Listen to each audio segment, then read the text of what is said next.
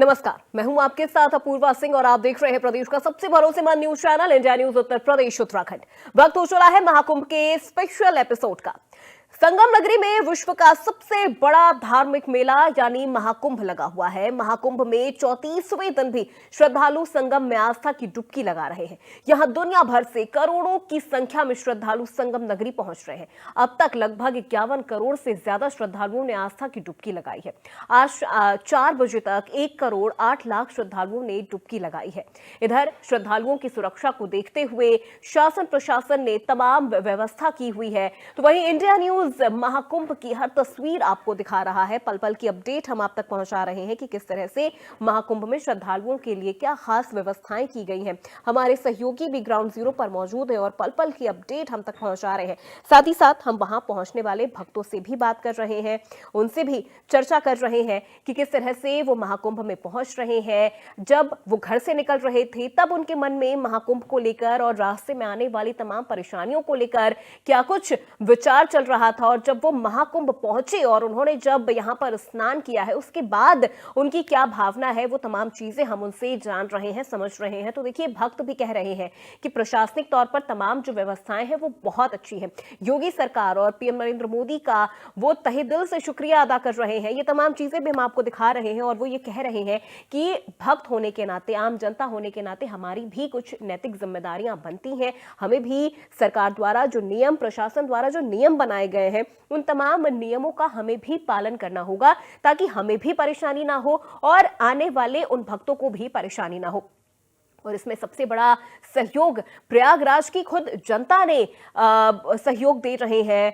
प्रयागराज की जनता वहां पहुंचने वाले तमाम भक्तों और श्रद्धालुओं को जो मदद उनसे हो रही है, वो तमाम मदद भी वो उन तक पहुंचा रहे हैं। सुबह से लेके शाम तक क्या कुछ अपडेट महाकुंभ में नजर आ रही है वो भी हम आपको बता रहे हैं। सुरक्षा व्यवस्थाओं को दिन प्रतिदिन अपग्रेड किया जा रहा है ताकि भक्तों को कोई परेशानी ना हो।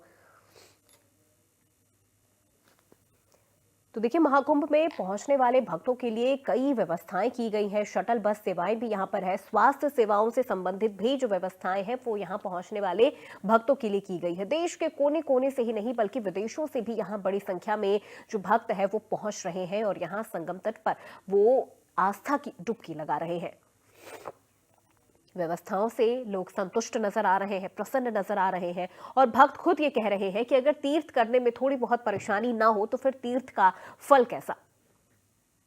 तो चलिए सीधे रुक करते हैं हमारे आज के मेहमानों का और हमारे साथ साध्वी विश्वरूपा हिंदू धर्मगुरु हमारे साथ जुड़ गई हैं। साध्वी विश्वरूपा जी, बहुत स्वागत है आपका। मां साध्वी गितांबा जो कि हिंदू धर्मगुरु हैं, हमारे साथ जुड़ चुकी हैं। साध्वी गितांबा जी, आपका भी बहुत स्वागत है। सौरभ गौड़ राष्ट्रीय अध्यक्ष है धर्म रक्षा संघ के। सौरभ जी, आपका भी बहुत स्वागत है। और पंडित युवराज राजौरिया ज्योतिषाचार्य है। पंडित युवराज जी, आपका भी बहुत स्वागत है। सबसे पहले साध्वी विश्वरूपा जी, मैं सवालों की शुरुआत आपसे ही करना चाहूंगी। देखिए, 51 करोड़ से अधिक श्रद्धालुओं की संख्या पहुंच गई है। कहां हम 45 करोड़ सोच रहे थे और कहां 51 करोड़। अभी भी 11 दिन बाकी है और ऐसा माना जा रहा है कि आंकड़ा 60 करोड़ तक पहुंच जाएगा। निश्चित रूप से पूर्वा जी, मैं तो पहले से ही कहती आ रही हूँ कि कम से कम 60 करोड़ श्रद्धालु पहुंचेंगे, क्योंकि देखिए अब हिंदू जाग चुका है जी। जो बीच में थोड़ा समय आया था, अब लोगों को समझ आ गया। और इसमें सबसे बड़ा हाथ में तो आप लोगों को भी कहूंगी, आप बहुत बधाई के पात्र हैं कि आपने अपने धर्म को समझाने के लिए, बचाने के जन जन तक इसको पहुंचाया है। और आज इसी का परिणाम है कि कुंभ में, वरना आप ये देखिए 2013 में मैं देख रही थी शायद 7 से 8 करोड़ श्रद्धालु पहुंचे थे। और आप देखिए एक अगले कुंभ में 12 वर्षों में कई गुना हो गए यहाँ को। ये बहुत ही, मैं तो सभी हिंदुओं को कहूंगी निश्चित रूप से आना ही चाहिए। पद्म पुराण के स्वर्ग खंड के 41वें अध्याय में कुंभ स्नान की इतनी सुंदर व्याख्या है। ऋषि मार्कंडे ने युधिष्ठिर जी को बताया गया है कि कुंभ स्नान करने से क्या क्या प्राप्त होता है। तो अब बिल्कुल बहुत अच्छी मैं स्वयं वहां होकर आई हूँ। मैं प्रतिदिन आपको बता रही हूँ कि मैं 2 बार वहां हुआ हूँ और 18 तारीख को फिर हो रही हूँ, फिर जा रही हूँ। और बाकी मेरे श्रद्धालु जो हैं, मेरे शिष्य जो हैं, वो वहां पर हैं, वो पल पल की खबर मुझे दे रहे हैं। बहुत सुंदर व्यवस्था है, बहुत ही अद्भुत, भव्य, दिव्य, विलक्षण। आप देखते ही वो छटा बनती है। तो आप बिल्कुल कहेंगे कि 100% जो योगी जी की सरकार है, इसको 100% मैं तो 100 में से 100 नंबर देना चाहूंगी। बिल्कुल सफल हुई इस आयोजन को करने में। बिल्कुल साध्वी जी, क्योंकि जो लोग वहां पहुंच रहे हैं, जो श्रद्धालु वहां पहुंच रहे हैं, देखिए श्रद्धालु किसी पार्टी के नहीं होते हैं। श्रद्धालु देखा जाए तो वो सिर्फ वहां की व्यवस्थाओं और पर बात करते हैं अपूर्वा और जी, मैं एक उन्होंने बात कहना चाहूंगी, जी श्रद्धालु तो खुश है ही है, हम संत लोग सभी खुश हैं, जी, क्योंकि ये एक बहुत संतों बड़ी का बात है एक कि श्रद्धालु निकला खुश होता है, है। संत खुश है, जो अपने आप में बहुत जरूरी होता है कि जब ये तमाम व्यवस्थाएं आखिर किसके लिए, श्रद्धालुओं के लिए ही की गई हैं, और अगर वो खुश है, वो संतुष्ट नजर आ रहे हैं, तो ये तमाम व्यवस्थाएं भी सार्थक होती हुई दिख रही हैं। पंडित युवराज जी, मैं आपका रुख करना चाहूंगी, क्योंकि देखिए कई बार ये भी सवाल उठ रहे हैं, ये भी बोला जा रहा है कि समय सीमा बढ़ा देनी चाहिए भक्तों के लिए, जो तमाम श्रद्धालु वहां पहुंच रहे हैं उनके लिए महाकुंभ की समय सीमा बढ़ा देनी चाहिए। क्या ये संभव है, ऐसा हो पाना? हाँ, जय श्री राम। जी देखिए, कुंभ की जो समय सीमा है वो तो कुंभ का तो सीधा सा अर्थ है। देखिए, कुंभ की जो समय सीमा है वो तो कुंभ का तो सीधा सा अर्थ है, हमारे जो ग्रह नक्षत्र हैं उनके आधार से कुंभ की एक आधारशिला रहती है। कुंभ के बारे में यदि हम जाने तो जो जिस समय समुद्र मंथन हुआ था और अमृत के लिए जो देवासुर संग्राम हुआ था, वहां से हम लेते हैं। उस समय सूर्य, चंद्रमा और देवगुरु बृहस्पति ने इसमें बहुत भूमिका निभाई थी, उस अमृत को दैत्यों से बचाने में। तो तीनों ग्रहों का इस कुंभ में विशेष संयोग बना रहता है। वृष राशि में हमारे जो देवगुरु बृहस्पति जिस समय रहते हैं, और मकर राशि में जब आदित्य सूर्य देव रहते हैं, और जब मकर राशि में ही चंद्रमा, जिस दिन 29 तारीख को ये बहुत अच्छा दुर्लभ संयोग बना हुआ था, तो ये एक ऐसा संयोग है, इसको मैं एक श्लोक की एक लाइन से ही महाकुंभ की पूरी व्याख्या इसमें आ जाएगी। इसमें लिखा है, हंति कल्प कृतम पापा माघे नृप दुर्लभा, यानी एक कल्प में हमने जितने पाप किए हैं, सारे पापों का नाश उस कुंभ स्नान करने से हमें मिल जाता है। और कल्प की जो गणना है वह है 4 अरब और 32 करोड़ वर्ष। जो हमारे शरीर से, हमारे मन से जो पाप हुए हैं वह जो है इसमें कुंभ स्नान से दूर होते हैं। तो ये सभी सनातनी जानते हैं।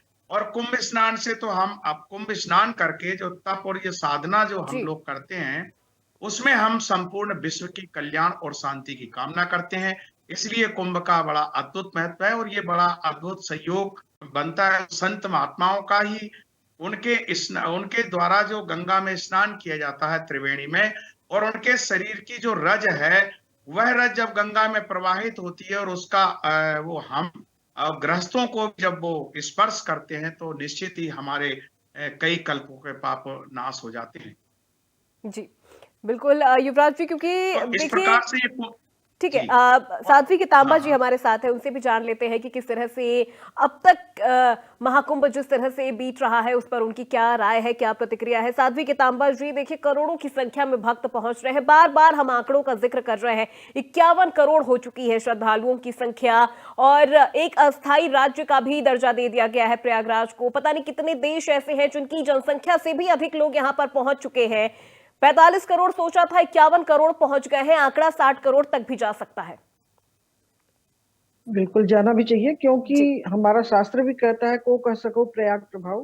प्रयाग के प्रभाव को कोई नहीं कह सकता है। कारण क्या है कि ये बहुत ही कहा जाए कि बहुत ही अंदर तक इसकी महिमा है, इसके महिमा को बखाना नहीं जा सकता।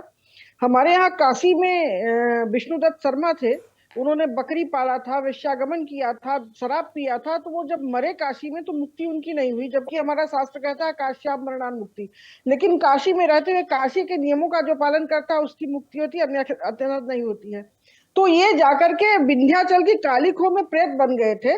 कंचन मालिनी अप्सरा 3 दिन सविधि स्नान संगम में की थी। सविधि स्नान होता है 3 बार नहाना, 1 बार खाना। तो वहां उन्होंने, कंचन मालिनी ने 3 बार सविधि स्नान किया, और नहा करके जब आकाश मार्ग से जा रहे थे तो विष्णुदत्त शर्मा जो थे वो प्रेत बन चुके थे। उन्होंने मुंह खोल करके उनका भक्षण करना चाहा, तो उनके बाल का पानी गिर गया। उन्होंने कहा कि देवी उतर जाइए, हमें बड़ी शांति मिल रही है।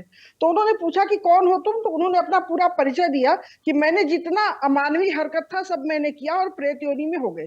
तो उन्होंने एक दिन का, सिर्फ एक दिन का संगम स्नान उनको दान किया और उनकी मुक्ति बन गई।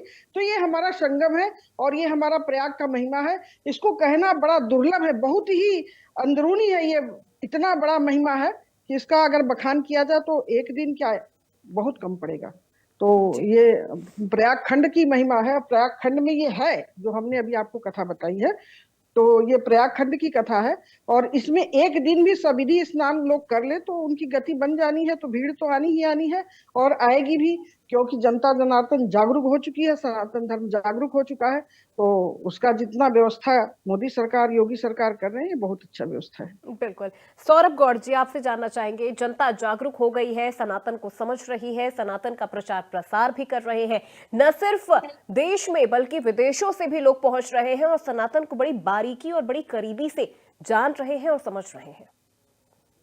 देखिए, ऐसा है, सबसे पहले तो मैं आपके चैनल को बधाई देना चाहूंगा कि इस महाकुंभ की कवरेज में जिस प्रकार से आपने और आपके चैनल से जुड़े हुए सभी उन लोगों ने लोगों तक बात पहुंचाई है। तो आज जो महाकुंभ में इतनी भीड़ उमड़ के आ रही है, उसमें कहीं ना कहीं आपके चैनल का भी बहुत बड़ा योगदान है। जी, और जहां तक बात, बहुत शुक्रिया इसके लिए सौरभ गौड़ जी।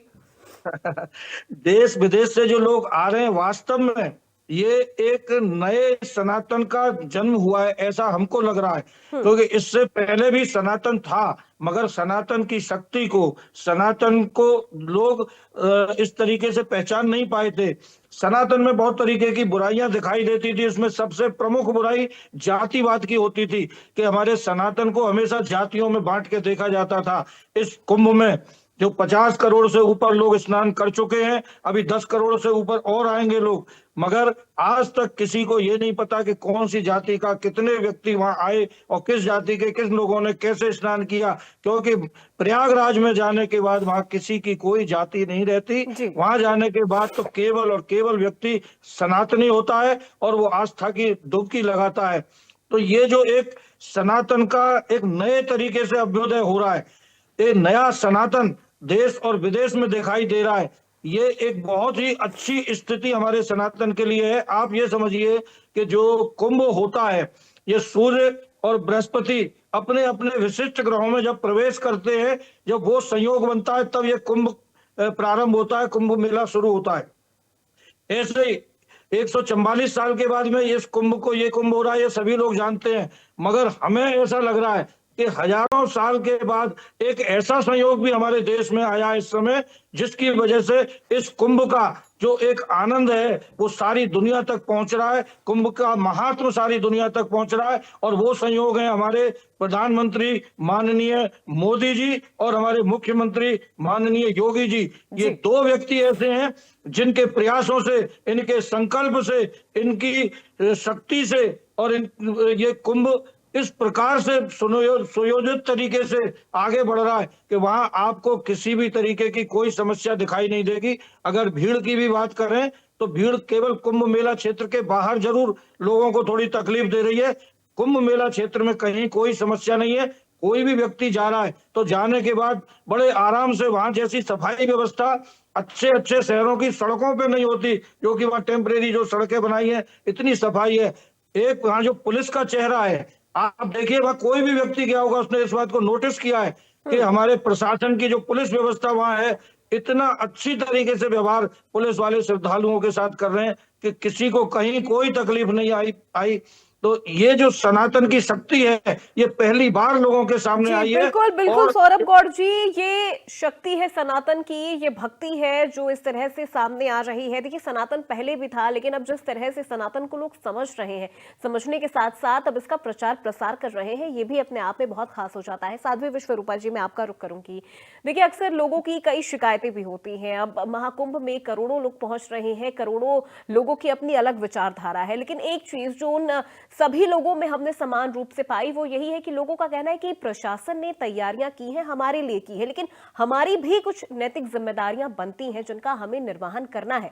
हमें खुद को भी सुरक्षित रखना है, हमारे पीछे जो लोग आ रहे हैं हमें उन्हें भी सुरक्षित रखना है, बिना किसी परेशानी के, बिना किसी तकलीफ के। कैसा तीर्थ? बिल्कुल अपूर्वा जी, देखिए एक नया दृश्य आपको देखने को मिल रहा है। एक नया भारत आप देख रहे हैं प्रयागराज में। बिल्कुल निश्चित तौर से सभी अपनी अपना कर्तव्य है, सभी समझ रहे हैं।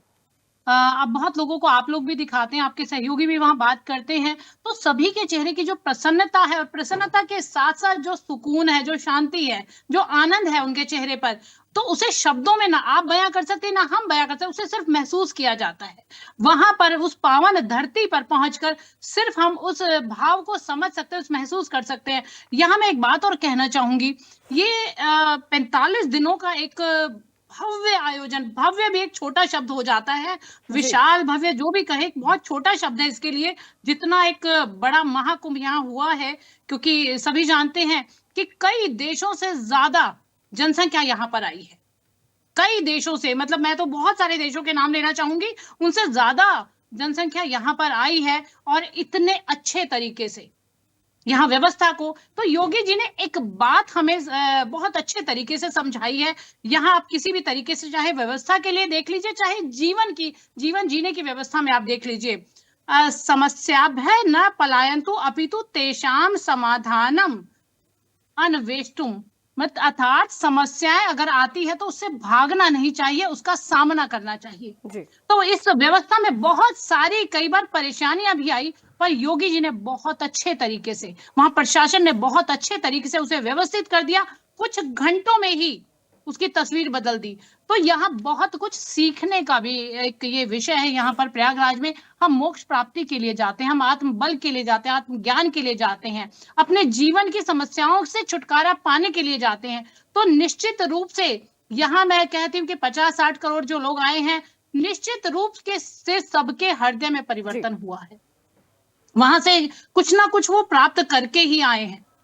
जी बिल्कुल। साध्वी विश्वरूपा जी, युवराज राजौरिया जी, मैं आपका रुख करूंगी, क्योंकि देखिए जब लोग यहाँ पहुंच रहे हैं, जब घर से बाहर निकलते हैं, तब मन में कई सारे विचार होती हैं, कई दुविधाएं होती हैं, कई उथल पुथल होती है महाकुंभ को लेकर, क्योंकि कई बार सोशल मीडिया भी इन चीजों को लेकर इस तरह की भ्रामकता वाली खबरें फैला देता है और इससे लोग काफी ज्यादा डर जाते हैं। लेकिन जब हमने वहां मौजूद लोगों से बात की, उनका यही कहना था, डर तो बहुत था जब हम घर से बाहर निकल रहे थे, लेकिन अब हमने यहाँ संगम में स्नान कर लिया है, अब हम एक सुखद अनुभव लेकर यहाँ जा रहे हैं।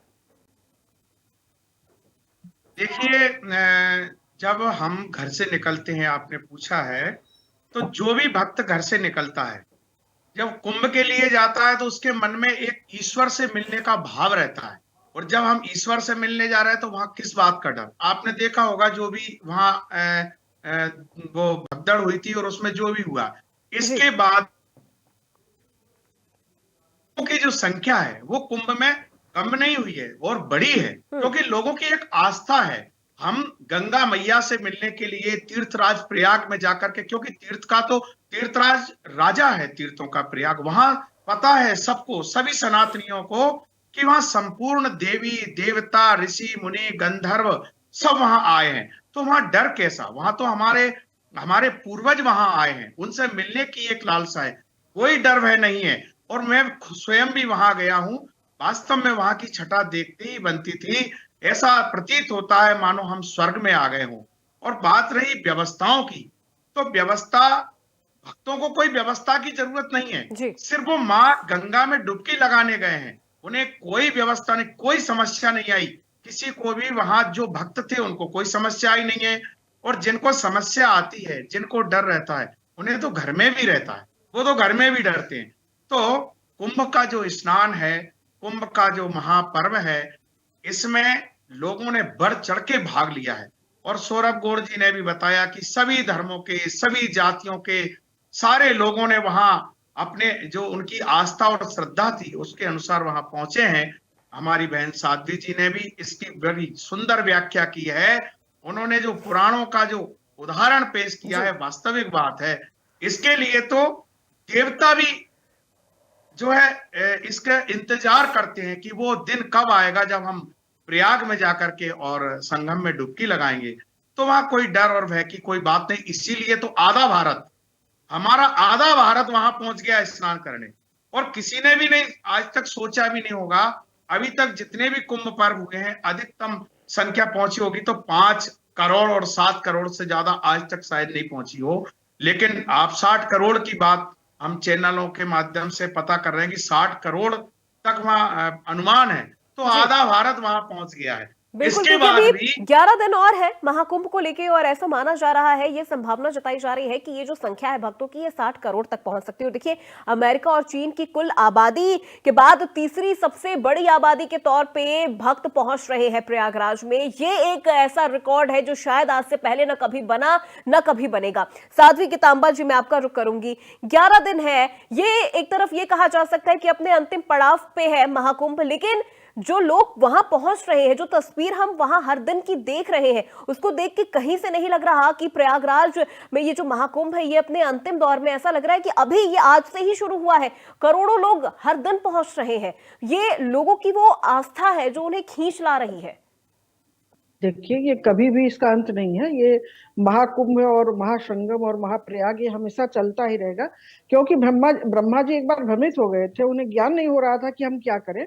तो यही प्रतिष्ठानपुर, जो आज हम झूसी बोलते हैं, यही प्रतिष्ठानपुर में भगवान ब्रह्मा आकर के और बार बार प्रकृति की पुकार कर रहे थे। तो भगवान विष्णु हंस के रूप में आकर के उन्होंने ज्ञान दिया है, सर्वम खल्ली देयाम नानद जस्ति सनातनम। आप अपनी सनातनी शक्ति को पहचानो, आप एक सनातन पुरुष हो और उस सनातनी शक्ति को पहचानोगे तभी कुछ कर पाओगे। और जब ब्रह्मा जी को वहां ज्ञान मिला तो उन्होंने दशाश्वमेध घाट पर 10 अश्वमेध यज्ञ किया था, जो दारागंज में बोला जाता है दशाश्वमेध घाट। तो हमारा ये जो महाकुंभ या महापर्व है वो एक दिन का नहीं है और इसका अंत भी नहीं है, ये तो हमेशा चलता रहेगा। और संगम में हमारी प्रकृति देवी ने कहा कि 1.25 किलो सोना की बरसात रोज होती है। तो हमें तो लगता है 1.25 किलो तो नहीं, लेकिन हाँ 8-10 किलो सोना रोज बरसता ही होगा। जो सुविधाएं वहां मिल रही हैं, जो हर पब्लिक उसका फायदा उठा रहा है, दुकानदार से लेकर के हर कोई उसका फायदा उठा रहा है, पंडा से लेकर के पुजारी से लेकर के। तो ये प्रतिष्ठानपुर है और यहाँ पर रोज एक नगर प्रतिष्ठित होता है, जैसा कि इस समय टेंट का नगर प्रतिष्ठित हुआ है। तो हमारे जो सनातनी शक्ति है वो इस समय अपने चरम पर है और हम उसका आनंद ले ही रहे हैं, लेकिन हमेशा लेते ही रहते हैं। न प्रयाग का कभी अंत हुआ है, न कुंभ का कभी अंत हुआ है, न ज्ञान का कभी अंत हुआ है। प्रयाग तो प्रयाग है, इसकी तो महिमा अटल है, इसमें कोई संदेह नहीं है। और इसकी महिमा को जितना बोला जाए कम ही है। और धन्यवाद आप लोगों को है कि जो रोज एक बार प्रयाग के विषय में आप लोग बुलवाते हैं और संत लोग बोलते हैं, भक्त लोग बोलते हैं, ये बहुत बड़ी बात है। बिल्कुल गीतांबा जी, देखिए, क्योंकि ये काम तो है ही हमारा, लेकिन जिस तरह से महाकुंभ की भव्यता दिव्यता हम देख रहे हैं, तो शायद ये हमारे लिए भी, हमारी पीढ़ी के लिए भी ये अपने आप में एक बहुत गर्व की अनुभूति है कि हम महाकुंभ को देख रहे हैं अपनी आंखों से। महाकुंभ को होते हुए एक अस्थाई शहर बसते हुए हमने देखा है और हम इसके साक्षी बन रहे हैं, तो ये हमारे लिए भी बहुत गर्व की बात है। सौरभ गौड़ जी, मैं आपसे जानना चाहूंगी, 11 दिन और बचे हैं, लेकिन अभी भी ऐसा लग रहा है कि महाकुंभ आज से ही शुरू हुआ है। देखिए, अभी 11 दिन में जो स्थितियां लग रही हैं उनको देख के लग रहा है कि हर दिन भीड़ और बढ़ती जा रही है, श्रद्धालुओं की संख्या और ज्यादा बढ़ती जा रही है। क्योंकि जो श्रद्धालु ये इंतजार कर रहे थे कि पहले लोगों को इंतजार था कि हम मौनी अमावस्या के बाद में जाएंगे प्रयागराज, उसके बाद लोगों ने सोचा कि हम बसंत पंचमी के स्नान के बाद जाएंगे, उसमें भी जो लोग नहीं जा सके तो उन्होंने सोचा कि 12 तारीख को जो पूर्णिमा का स्नान था इसके बाद हम प्रयागराज जाएंगे, तब तक शायद थोड़ी भीड़ कम हो जाए। मगर देखने में ये आ रहा है कि जितना समय आगे बढ़ता चला जा रहा है भीड़ भी उतनी बढ़ती जा रही है। लोग श्रद्धालु, मेरे को जैसी जानकारी मिली है कि आज भी 15-16 किलोमीटर लंबी लाइन अपनी गाड़ियों की वहां लगी हुई है। अंदर 15-16 किलोमीटर पहले से ही गाड़ियों को रोका जा रहा है और वहां से जाने की व्यवस्था हो रही है। 1 करोड़ व्यक्ति आज भी श्रद्धालु 1 करोड़ की संख्या में प्रतिदिन वहां स्नान करने के लिए जा रहे हैं। तो मुझको उम्मीद है कि आने वाले समय में ये संख्या अभी और बढ़ेगी, क्योंकि मात्र 11 दिन शेष रह गए। तो जो लोग भी नहीं आ सके वो इस प्रयास को कर रहे हैं कि हम भी जाएं और अपने जीवन को धन्य करें, कि प्रयागराज में एक श्रद्धा की डुबकी जरूर लगाएं, जिससे कि उनका अपना जीवन धन्य हो। और आप एक बात ये भी समझिए कि इसी समय संगम में डुबकी लगाने का कुंभ के समय ही महात्म क्यों है, क्योंकि जैसा भी हमारे भाई जी ने बताया कि इस समय सारे देवी देवता, सारे लोग आके कि यहाँ पे डुबकी लगाते हैं संगम में। और जितने संत महात्मा जो लोग आ रहे हैं, जो बड़े बड़े चमत्कारिक संत हैं जिनका दर्शन आप केवल कुंभ के समय ही कर सकते हैं, तो ऐसे ऐसे दिव्य संत उस जल में जब डुबकी लगाते हैं तो वो जल एक तरीके से चार्ज हो जाता है। उस जल के अंदर एक तरीके से अलग ऊर्जा पैदा होती है। तो जब एक सामान्य श्रद्धालु उस जल में जाके डुबकी लगाता है तो वो उस ऊर्जा को ग्रहण करता है, और उस ऊर्जा को ग्रहण करने के बाद उस श्रद्धालु को ऐसा एक आनंद की प्राप्ति होती है, परमानंद की प्राप्ति होती है। और उस स्थान को आपके जो संवाददाता हैं उन्होंने खुद भी जिक्र पहले इस बात का किया है कि उनका अपना ही जीवन बदल गया वहां पर संगम में डुबकी लगाकर, और वहां संतों के दर्शन करके, वहां का वातावरण देख के सनातन की ऐसी उनके ऊपर भी कृपा हुई कि उनकी भी अपनी जो विचारधारा है उसमें काफी आध्यात्मिक और धार्मिक व्यवस्थाएं बन चुकी हैं। तो ये सभी श्रद्धालुओं को बड़ा आनंद दे रहा है, और ये संख्या तो अभी और बढ़ेगी। हमें इंतजार करना चाहिए, हो सकता है इस बार 26 तारीख के बाद भी श्रद्धालु आए और संगम में डुबकी लगाएं। बिल्कुल। साध्वी विश्वरूपा जी, देखिए कहते हैं ना कि जिस तरह से भक्त वहां पहुंच रहे हैं, करोड़ों की संख्या में पहुंच रहे हैं, और इस भक्तों के इस शोर में भी ना एक शांति हमें महसूस हो रही है। हमारे तमाम जो संवाददाता भी वहां पे मौजूद हैं, लगातार हम उनसे बात करते हैं तो वो खुद कहते हैं कि हम इतने महीनों से यहाँ पर मौजूद हैं, हमने एक अस्थायी शहर बसते हुए देखा है प्रयागराज महाकुंभ में, और ऐसे में मानसिक तौर पर हमें एक शांति महसूस हो रही है। हम दिन भर काम कर रहे हैं, हम दिन भर लाइव रिपोर्टिंग कर रहे हैं, लोगों से बात कर रहे हैं, कई किलोमीटर हम चल रहे हैं, लेकिन जब हम संगम तट के किनारे होते हैं या जब हम यहाँ पर काम कर रहे होते हैं तो वो थकावट हमारे चेहरे पर कहीं नजर नहीं आती है। निश्चित रूप से अपूर्वा जी, एक बात कहना चाहूंगी कि मैं दिन में 3 से 4 बार चैनल्स पर बैठती हूँ और महाकुंभ को ही लेकर बैठती हूँ। तो ये मैंने महसूस किया, बार बार एक महसूस और भाव शब्द में बार बार प्रयोग करती हूँ कि वो तो चलो आपके रिपोर्टर वहां पर, आप यहाँ बैठकर भी जब आप महाकुंभ का उच्चारण करती है, उस शब्द को बोलती है तो वो शब्द नहीं रह जाता, वो अंतर आत्मा से एक भाव निकल के आता है आपके अंतर आत्मा से। मैं सभी को, जितने भी हमारे एंकर बैठे होते हैं, सभी अंतर आत्मा से इस विषय पे बात कर रहे हैं। तो आप समझिए, सनातन शाश्वत है, सत्य है, इसका इससे बेहतर उदाहरण हो ही नहीं सकता। देखिए, हमारी जो आध्यात्मिक एक उन्नति है, सामाजिक जो शक्ति है, और जो सांस्कृतिक जो मैं कहना चाहूंगी कि इस समय जो हमारी सांस्कृतिक जो परंपरा है उसको जानने का, उसको समझने का, जो हमारे युवा है उसको समझना चाहते हैं, समझ रहे हैं, और इसकी तरफ मतलब अट्रैक्ट हो रहे हैं, आकर्षित हो रहे हैं। तो यही एक बहुत सुंदर कारण है कि वहां पर अभी जैसे कि भाई ने भी बताया, युवराज भाई हैं, बहुत बड़े विद्वान हैं, प्रतिदिन हमारी बातचीत होती रहती है, सौरभ जी ने भी बताया, साध्वी जी ने भी बताया। निश्चित रूप से जब वहां साधु संत, नागा साधु महात्माओं के जो चरण रज के पास से भी अगर आप निकल जाएं तो निश्चित रूप से वो ऊर्जा आपको प्रभावित करती है। और ये हम नहीं कह रहे, ये आपके रिपोर्टर महसूस कर रहे हैं। हम तो सदैव से बोलते आ रहे हैं, परंतु साक्षात तो अभी आप समझ ही रहे हैं। कहा जाता है ना, प्रत्यक्षम किम प्रमाणम, तो यहाँ प्रमाण देने की जरूरत नहीं है। जो सनातन है वो है ही शांत प्रिय, वो सदैव से लोगों के हृदय में बसता है। बिल्कुल बिल्कुल, आपने ऊर्जा का जिक्र किया। युवराज जी, मैं आपसे भी समझना चाहूंगी, एक पॉजिटिव एनर्जी जो लोग वहां पहुंच रहे हैं, कई किलोमीटर चलते हुए पहुंच रहे हैं, कई लोगों से हमारे संवाददाताओं ने भी बातचीत की, उनके चेहरे पे शिकन नजर नहीं आ रही है, उनके माथे पे थकान नजर नहीं आ रही है। ऐसे से कितने वयोवृद्ध लोग वहां पहुंच रहे हैं, दिव्यांग पहुंच रहे हैं, जिनके लिए शायद 1 किलोमीटर चलना भी कठिन हो जाता होगा, लेकिन वो 10-10 किलोमीटर चलते हुए आ रहे हैं और खुश हैं। ये एक पॉजिटिव एनर्जी वहां पर लोगों ने महसूस की है। देखिए, जब पॉजिटिव एनर्जी की बात तो ये है कि हमारे जितने भी धर्म ग्रंथ हैं सब बताते हैं कि मंत्रों का कितना बड़ा महत्व है। हम सब जानते हैं दान का और मंत्र का। गोस्वामी जी ने मंत्र के बारे में भी लिखा है, मंत्र महामणि विषय व्याल के मेठत कठिन कुअंक भाल के। और दान के लिए लिखा है, 4 पदार्थ धर्म के कलिमऊ एक प्रदान, येन केन विधि की नहीं दान करें कल्याण। वहां तप, साधना, दान और जितने भी मंत्रोच्चारण हो रहे हैं उनकी पॉजिटिव ऊर्जा है। वहां का पूरा वातावरण दिव्यमय हो गया है। वहां का जो कुंभ का जो क्षेत्र है, वैसे तो गंगा मैया का प्रभाव तो है ही, त्रिवेणी माँ जो गंगा, यमुना और सरस्वती का तो है ही, लेकिन कितने संत वहां तपस्या कर रहे हैं, कितने 2400 घंटे में। मैं गया था कुंभ में, मेरे भाई गुना से लखन शास्त्री जी का कैंप था, वहां उनकी अखंड संकीर्तन, श्री राम का जो महामंत्र है, अखंड संकीर्तन चल रही है, मंत्रों का जाप हो रहा है और साधनाएं कर, उसका वातावरण। हमारे घर में छोटी सी हम भगवान सत्यनारायण की कथा कराते हैं, छोटा सा हवन करते हैं, पूरा घर हमारा एक हवन से और उससे बड़ा वातावरण कितना अच्छा, शानदार और धार्मिक हो जाता है। तो इतने बड़े कुंभ में जो आधा भारत वहां समा गया है, पूरे विश्व के लोग आ रहे हैं, बड़ी बड़ी कंदराओं से ऐसे ऐसे संत आ रहे हैं जिनके दर्शन वास्तव में दुर्लभ है। तो उनकी साधनाओं का प्रभाव है कि वहां का पूरा वातावरण इतना पॉजिटिव हो गया है कि लोगों की थकान होती ही नहीं है। मैं गया था कुंभ में, मेरी पत्नी काफी दूर पैदल चली, मेरे साथ में ही थी, और मैंने उसको इतना प्रसन्न वहां देखा।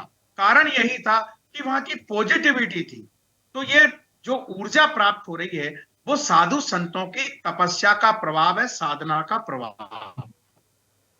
जी बिल्कुल। साध्वी कितांबा जी, आपसे भी एक सवाल मेरा ये कि देखिए, ये महाकुंभ सिर्फ नदियों का संगम हम इसे नहीं कहेंगे, क्योंकि हमने कई ऐसी तस्वीर वहां पर देखी है जहां परिवारों का भी संगम है, जो परिवार सालों साल एक दूसरे से मिला नहीं, परिवार के सदस्य मिले नहीं, लेकिन जब महाकुंभ में आने की बारी हुई तब वो पूरा परिवार, वो परिवार के सदस्य इकट्ठे हो गए और उसके बाद वो महाकुंभ में पहुंच रहे हैं। तो इसे परिवारों का भी संगम कहा जा सकता है कि महाकुंभ की वजह से कितने परिवार ऐसे हैं जो एक साथ होकर यहां पर आए हैं और संगम में जिन्होंने स्नान किया है।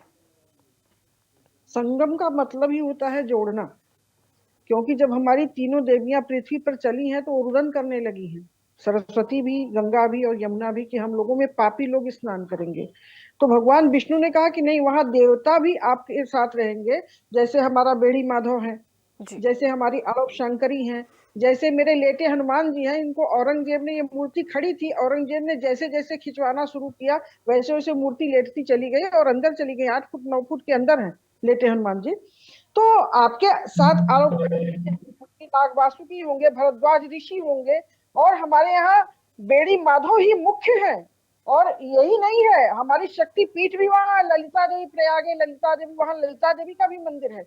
तो इस तरह से अगर देखा जाए तो हमारे देवी देवता सब वहां, हमारे संगम में जो एक संदेश दिया गया है कि संगम मतलब जोड़ना, तो यहाँ पर सारे देवी देवताओं का संगम और गृहस्थों का संगम, ऋषि मुनियों का संगम, सबका संगम है। भगवान विष्णु ने कहा कि आपके यहाँ सारे देवता तो जाएंगे ही, ऋषि मुनि महर्षि वहां जाकर के 1 महीना तपस्या करेंगे और जितना ऊर्जा उसका रहेगा आपके पास समर्पित होगा। और गंगा जी और यमुना जी और सरस्वती जी ने स्वागत किया है। इसीलिए हमारे ऋषि मुनि महर्षि जितने भी ब्रह्मचारी हैं, सन्यासी हैं, त्यागी हैं, तो जितने भी ऋषि मुनि महर्षि हैं सब वहां पहुंचते हैं तपस्या करने के लिए, और गृहस्थ जाकर के उनको प्रणाम करके उनके आशीर्वाद की अपेक्षा रखते हैं, उनसे आशीर्वाद लेते हैं कि हमें आशीर्वाद मिले। संगम का मतलब होता है जोड़ना, और जोड़ने के बाद जैसे हम शादी विवाह करते हैं और 1 मिनट के लिए सिंदूर जान हो जाता है तो तालियां बजने लगती हैं और माला फूल बरसाने लगता है, तो इसी तरह से ये यहाँ एक संगम है। और उस संगम में गृहस्थों का संगम अलग है, सन्यासियों का संगम अलग है, ज्योतिषियों का संगम अलग है। जो ये संगम है सबको मिलाता ही है, संगम कभी अलग नहीं करता है। तो इसलिए प्रयाग का संगम जो है वो महासंगम है। और वहां बट वृक्ष जैसा इतना बड़ा विशाल एक सोच, जो कहा गया ना कि बट वृक्ष जैसा सोच, इतना विशाल सोच बट वृक्ष के रूप में खड़ा हुआ है कि सनातन धर्म कभी विचलित होगा ही नहीं, कभी भी नहीं होगा। तो हमारा बट वृक्ष वहां पर है ही है, और हमारे हनुमान जी वहां है ही है, हमारी आलोक शंकरी मैया वहां है ही है, नाग वासुकी जी है ही है, भरद्वाज ऋषि है ही है। चारों तरफ से हमारे, अगर देखा जाए तो आज पनासा गांव हो गया है, पहले पराशर ऋषि वहां रहते थे। आज वहां पर आप जाएंगे तो देखेंगे दुर्वासा जी का बहुत बड़ा आश्रम है। तो आप अगर उधर आगे पीछे आप खोजेंगे ना तो आपको बहुत इतिहास मिलेगा, और कृपा करके उन इतिहासों को अगर आप लोग सामने लाएंगे तो सुनने वाले बहुत मिलेंगे, देखने वाले भी बहुत मिलेंगे, और वो लोग भी धन्य धन्य हो जाएंगे। आप लोग इसका जरा खोज करेंगे तो सब कुछ मिलेगा। बिल्कुल बिल्कुल साध्वी कितांबा जी, क्योंकि देखिए ये परिवारों का भी संगम है, ये लोगों का भी संगम है, सिर्फ नदियों का संगम नहीं है। महाकुंभ की वजह से कितने ऐसे परिवार हैं जो कई महीनों से एक दूसरे से नहीं मिले होंगे, लेकिन महाकुंभ में वो साथ पहुंच रहे हैं। सौरभ गौड़ जी, आपसे समझना चाहूंगी, देखिए एक कीर्तिमान स्थापित हो रहा है। लोग जिस संख्या में पहुंच रहे हैं महाकुंभ में, शायद ही किसी ने इसका अंदाजा लगाया होगा।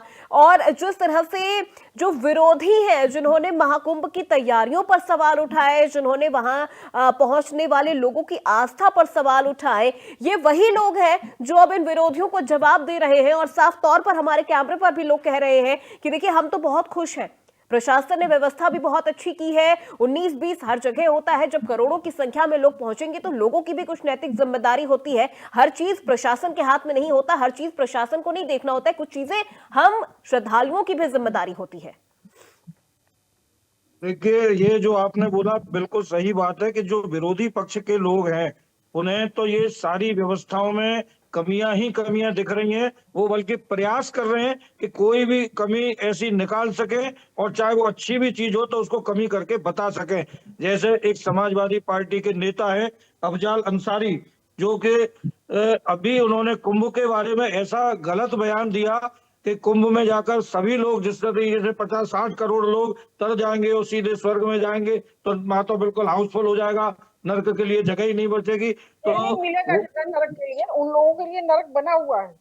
हाँ, उनके उनके लिए लिए तो अब आप तो इस तरीके के जो विरोधी पक्ष के लोग बयानबाजी कर रहे हैं, जबकि खुद अखिलेश यादव जी भी वहां नहाने के लिए गए, काहे के लिए गए, उनको कोई आवश्यकता ही नहीं थी, क्योंकि अखिलेश जी ने समर्थन किया था उनका कि वो जो कह रहे वो ठीक ही कह रहे। खैर, मेरा मतलब ये है कि जो कुछ भी है, कीर्तिमान तो बन चुका, और एक नहीं, अनेक तरीके के, अनेक प्रकार के अलग अलग कीर्तिमान इस महाकुंभ में बन चुके हैं और आगे बनने जा रहे हैं। और ऐसा महाकुंभ जिसमें रिसर्च करने के लिए विदेशों से कितने सारे लोग केवल इसलिए इस महाकुंभ में आए हैं, उनके लिए आस्था भी इतनी महत्वपूर्ण नहीं है।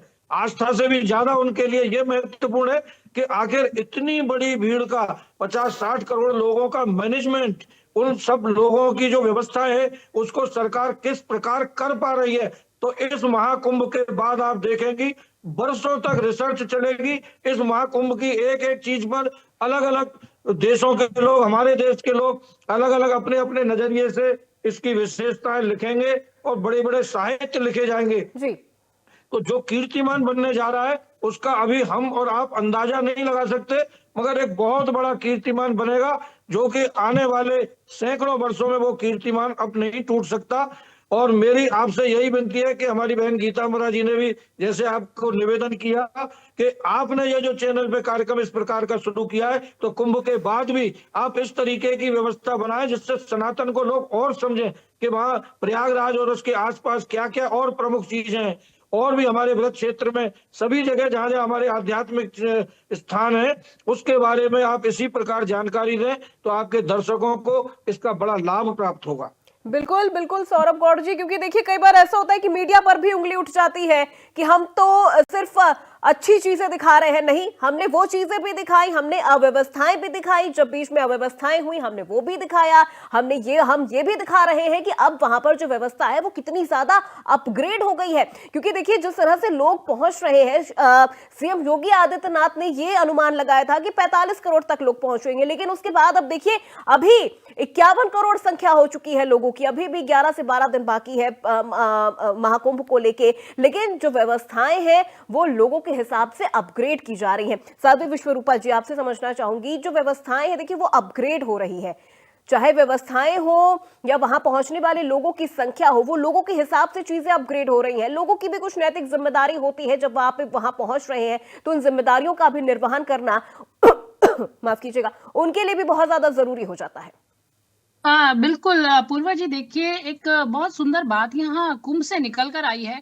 अगर आप कहीं घूमने का कुछ प्लान करते हैं, मैं युवाओं के लिए कह रही हूँ क्योंकि जो मेरे संपर्क में थे युवा बहुत गए हैं, बहुत बड़ी संख्या में जो 20 से 35 साल के लोग हैं वो बहुत गए हैं कुंभ में। और हम यही चाहते थे, हम संत बहुत वर्षों से इसी बात में लगे हुए हैं कि युवाओं में परिवर्तन आए।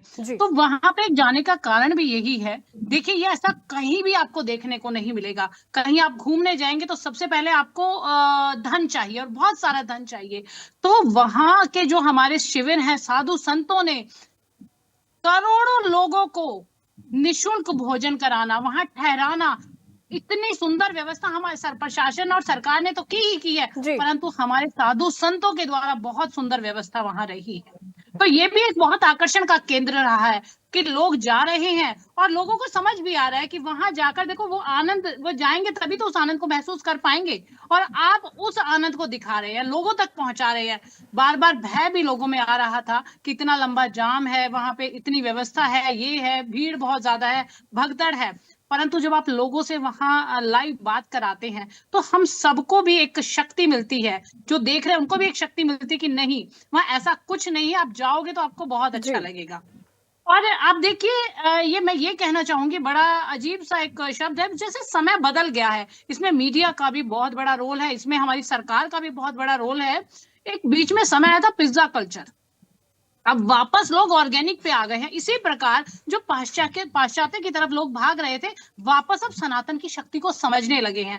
और ये महाकुंभ, बहुत कई वर्षों से हम बोल रहे हैं कि भारत को विश्व गुरु बनाना है, भारत को विश्व गुरु बनाना है, ये बहुत बड़ा एक काम करेगा आपको विश्व गुरु, भारत को विश्व गुरु बनाने के लिए, क्योंकि सिर्फ भारत में ही नहीं, विदेशों में इसकी बहुत बहुत ज्यादा इसकी लोग बड़ाई कर रहे हैं, बहुत पसंद कर रहे हैं। और जो विरोधियों की बात कहेंगे, जो विरोधी हैं वो स्वयं नहाने आ रहे हैं, जो श्री राम को नहीं मानते वो अब नहाने की सोच रहे हैं। तो इनका तो कुछ काम है कि जो राजनीतिक कुछ लोग होते हैं कि कुछ ना कुछ टीका टिप्पणी करेंगे, परंतु लोगों का पर 1% भी इसका फर्क नहीं पड़ता। विश्वरूपा जी, क्योंकि देखिए आपने कहा कि विदेशों से जो लोग पहुंच रहे हैं, उसी पर ऐसे भी लोग पहुंच रहे हैं जिनका सनातन से दूर दूर तक कोई वास्ता नहीं है, जो क्रिश्चियनिटी को जो फॉलो करते हैं, वो लोग पहुंच रहे हैं। जी, वो मुझसे समझते हैं। कुछ लोग हैं जो इटली से पीछे आए थे, उन्होंने मुझे फोन किया, उन्होंने मुझे पूछा कि वहां क्या होता है, क्यों जाना चाहिए और इतनी भीड़ क्यों है वहां पर। तो वो निश्चित रूप से हम सभी का एक कर्तव्य बनता है कि अपनी इस बात को, अपने सनातन को, अपनी शक्ति को पूरे विश्व में बताएं, लोगों को समझाएं। तो अभी बहुत फर्क पड़ रहा है। और अभी आप देखेंगे विदेशों से भी रिपोर्टर, जो आपके रिपोर्टर बात कर रहे हैं, तो वो भी इस बात को महसूस कर रहे हैं। जैसे रिसर्च की बात कही है, रिसर्च के साथ साथ बहुत सारे लोग यहाँ पर आकर बदलाव कर रहे हैं। और यही एक कुंभ की ताकत, हमारी सनातन की ताकत है। पीछे मैं देख रही थी, खबर भी आई थी कि अमेरिका के, अब मुझे स्थान का तो ध्यान नहीं है, 10 लाख लोग एक साथ मिलकर मंत्रों का उच्चारण कर रहे हैं। अमेरिकी लोगों की बात कर रही हूँ मैं। तो ये हमारे सनातन की जो ताकत है वो पूरे विश्व में इस महाकुंभ के भी द्वारा पहुंच चुकी है। बिल्कुल। राजौरिया जी, आपसे समझना चाहूंगी, क्योंकि देखिए महाकुंभ में हम बात धर्म की कर रहे हैं, महाकुंभ में हम बात सनातन की कर रहे हैं, लेकिन एक और बहुत खास चीज है इस महाकुंभ में, रोजगार। महाकुंभ में करोड़ों की संख्या में लोग पहुंच रहे हैं और इस वजह से रोजगार की भी जो चीजें हैं वो वहां पर बढ़ती नजर आ रही हैं। हमने वो चीजें भी देखी है कि किस तरह से लोगों के लिए एक रोजगार का एक बहुत बड़ा अवसर यहाँ पर महाकुंभ की वजह से मिला है। देखिए, ये सब ईश्वर की ही कृपा है, क्योंकि बिना ईश्वर की कृपा से कोई भी चीज संभव नहीं है। कुंभ एक भगवान का ही स्वरूप है और कुंभ जो है उसमें सारे देवता, पूरा ब्रह्मांड समाहित है। हम जब मंत्र उच्चारण करते हैं तब भी ये बोला जाता है। तो वहां ईश्वर की ही कृपा है कि लोगों को रोजगार भी मिल रहा है उनकी। जब हम इतने लोग वहां जाएंगे तो निश्चित ही हमें जो हमारी आवश्यकता की चीजें हैं वहां से हम ग्रहण करेंगे। मुझे तो नहीं लगा वैसे, क्योंकि जितने साधु संत थे उनने इतनी व्यवस्थाएं की है, शासन ने तो की है कि हमें कोई चीज लेने की आवश्यकता नहीं। वहां पानी और भोजन, सारी व्यवस्थाएं सुलभ है। परंतु जो लोग वहां सेवा कर रहे हैं, रोजगार तो अलग चीज है, लेकिन वहां मैंने देखा सेवा भाव। एक रिक्शा वाला है या कोई किसी बुजुर्ग को अपने गंतव्य तक पहुंचा रहा है, तो रोजगार तो भगवान की कृपा से उनको मिलेगा ही, लेकिन उनका इसके पीछे सेवा का ही भाव है। सारे लोग वहां एक सेवा ही कर रहे हैं जी, यही है। बिल्कुल। गीतांबा जी, मैं आपसे समझना चाहूंगी, क्योंकि देखिए युवाओं की भागीदारी इस बार सबसे ज्यादा हमने महाकुंभ में देखी है, क्योंकि एक वक्त था जब ये कहा जाता था कि तीर्थ पे जाना, 4 धाम की यात्राओं पर जाना, ये घर के बड़े बुजुर्गों का काम है, युवाओं का इसमें कोई मतलब नहीं है। लेकिन इस बार हमने युवाओं को देखा है और युवा खुद कह रहे हैं कि हम 1 बार भी आ रहे हैं, हम 2 बार भी आ रहे हैं, हमारा मन नहीं मान रहा है तो हम 3 से 4 बार भी यहाँ पर आ जा रहे हैं। नहीं, युवा तो हर जगह हैं, क्योंकि मंदिरों में भी यही लोग आगे होते हैं और वहां भी यही लोग आगे हैं, और होना भी चाहिए, क्योंकि सनातन धर्म तभी चमकेगा जब हमारी युवा पीढ़ी आगे आएगी, जब हमारे सनातन धर्म को जानना चाहेंगे, जब जानेंगे। जबरदस्ती तो ये ज्ञान दिया नहीं जा सकता है, क्योंकि हम बोलेंगे, सुनने वाला सुनेगा कि नहीं, ये तो उसके ऊपर निर्भर करता है। तो अब युवा लोग जो सुन चुके हैं, हमारे मंदिरों में भी आप जाइए तो युवा और युवतियां सबसे पहले आगे हैं। जी तो ये अच्छी बात है, क्योंकि उनकी वजह से जो जागरूकता फैलेगी वो अपने, और उसके साथ साथ उनको जो गलत रास्ते पर जा रहे थे वो चीजें अब खत्म हो रही हैं। अब वो धीरे धीरे अपने लाइन पर आ रहे हैं और अपने बुजुर्गों के लिए वो जा रहे हैं, अपने बुजुर्गों को लेकर के जा रहे हैं। तो एक तरह से समर्पण हो गया। नहीं तो हम जहां तक समझते हैं कि युवा लोग एकदम नास्तिक जैसे हो गए थे, उनको सनातन धर्म से कोई मतलब नहीं था, कुछ नहीं था, उनको बस पैसा पैसा पैसा था, एक सेकंड का भी उन्हें समय नहीं था। अब देखिए तो गाड़ियों में कहाँ कहाँ से, दिल्ली से, बॉम्बे से, कलकत्ता से, जी कहाँ कहाँ से बिल्कुल लोग आ रहे बिल्कुल हैं। गीतांबा जी, क्योंकि देखिए युवा जिस तरह से हमारे भविष्य है और सनातन के प्रति उनकी जो आस्था है वो हम महाकुंभ में लगातार देख रहे हैं, दर्शकों को भी दिखा रहे हैं। आप सभी मेहमानों का हमारे साथ जुड़ने के लिए बहुत शुक्रिया। सौरभ गौड़ जी आपका, साध्वी विश्वरूपा जी आपका, गीतांबा जी आपका और युवराज राजौरिया जी आपका भी बहुत शुक्रिया। तो महाकुंभ के कर्मयोगी इस खास एपिसोड में मेरे साथ आज फिलहाल बस इतना ही। मुझे दीजिए इजाजत, नमस्कार।